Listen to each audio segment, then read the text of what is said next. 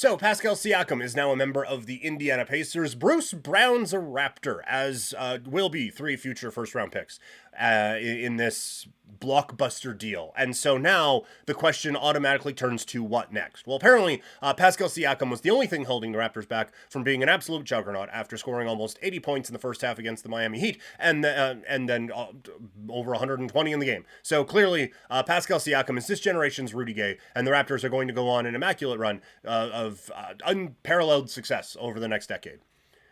Or not. That's probably not going to be what happens. I think for Toronto, this has to be like the official, obviously, like they've sold the 2 biggest parts, right? That those are the 2 marquee ones. But I think you're not putting sold yet on the for sale sign. You are keeping that for sale sign out in the front yard of this apartment complex. We have sold the penthouses, but we still got some pretty good stuff here throughout the rest of this building that I think Toronto should be selling off. I think at this point for Toronto, Scotty Barnes is obviously an untouchable. Emmanuel Quickly as well. And it would just suck with all the fun that we're having with RJ Barrett being the Canadian on the Raptors if you then flipped him right away. Obviously, if someone comes with a Godfather offer, I think for those last 2, you have to look at it. But I think given the lack of a superstar in this draft, it would be really tough for me to imagine the Raptors getting something that would entice you off of Quickly or Barrett. So to me, those guys are the untouchables. But the next level, I think you can get something a little bit interesting for them.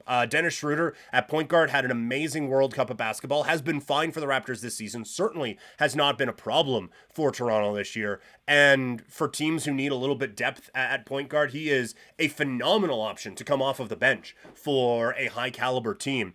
And just a really good ball handler, very skilled on the offensive side of things. So I think he could be someone who could get you another pretty decent return. I think Gary Trent Jr. is probably as good as gone from a Raptor standpoint. He has been great at moments. He was great last night. He has had his ups and downs with this team. There's no question. But again, from an offensive, purely just scoring the ball standpoint, Gary Trent Jr. is someone who I think can really help, again, a scoring needy team in the postseason. Like I wonder that the 2 guys who I just mentioned, I think would be, and I haven't done salary matches or anything like that, but I think those guys would be really good fits on the LA Lakers, a team that I think needs to improve their offense a little bit. And so I think those would be 2 guys who could help that group score the basketball. Just spitballing it, right? But those are, I think, 2 options that could really get you a decent return. You're not going to get 3 first-round picks for those 2 guys, but you could get something. And the last one, and it's tricky because they just signed him to a contract, but everyone needs a big now, right? Like, if nothing else, Jakob Poeltl could be someone who could foul Jokic 5 times or foul Embiid 5 times in a playoff series or in a playoff game. And the contract, I do think, makes it a little bit cumbersome to attempt to move. But I think in a league that is starting to recognize the importance of a big man again, I think that Poeltl could be someone who gets you, again, a pretty decent return.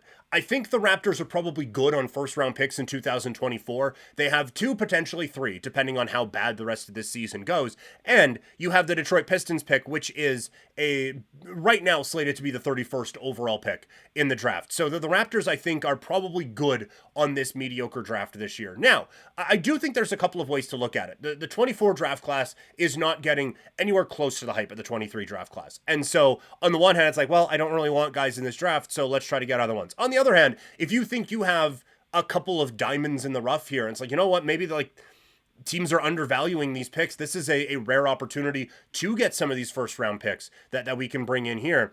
There might be a market inefficiency. But again, as we talked about yesterday on the Instant Reaction show, this has not been an organization that has found many of those diamonds in the rough. I think some people thought they might have with Koloko.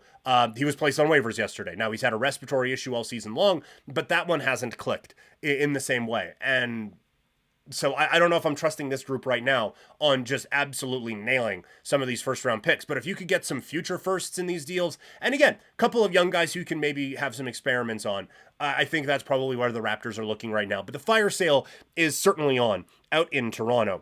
And I think the next part for the Raptors here, I think you have to give Grady Dick an extended run. He was good last night. He has that nice dish to RJ Barrett for the dunk. He was fine. And so now I think just give the kids some opportunities. I don't think this is a Raptors team that will ever, like, just full on, well, those are 5 guys you've never heard of before, let's go. I think this is going to be a Raptor team that we have a bunch of dudes out there who are 23, 24, 25 years old, and we're going to see what happens. That feels like where the Raptors are going to be going, and I think Grady Dick has to be a relatively important part of that, and see what you actually have in this dude going forward, because he seems like the style of player that would fit at the NBA level with his affinity for shooting and his confidence in college. But that confidence has not translated over into the NBA game at all.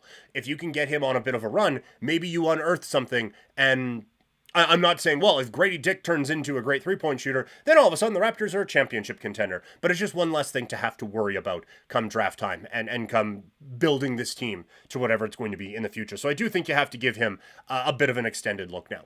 On the Pacers side, what does this make the Indiana Pacers? Well, one thing, it makes them really good. Right? Like, with all due respect to Bruce Brown, he was not going to be a part, I think, of a championship pedigree with the Pacers. He is a fine player, and I would imagine he's renting, not buying in Toronto. I'll say it that way. I think that he is someone who probably ends up on his way out at some point here. But for the Pacers, they add an all-star caliber player while only really eliminating Brown from your like rotation, like your solid playoff rotation.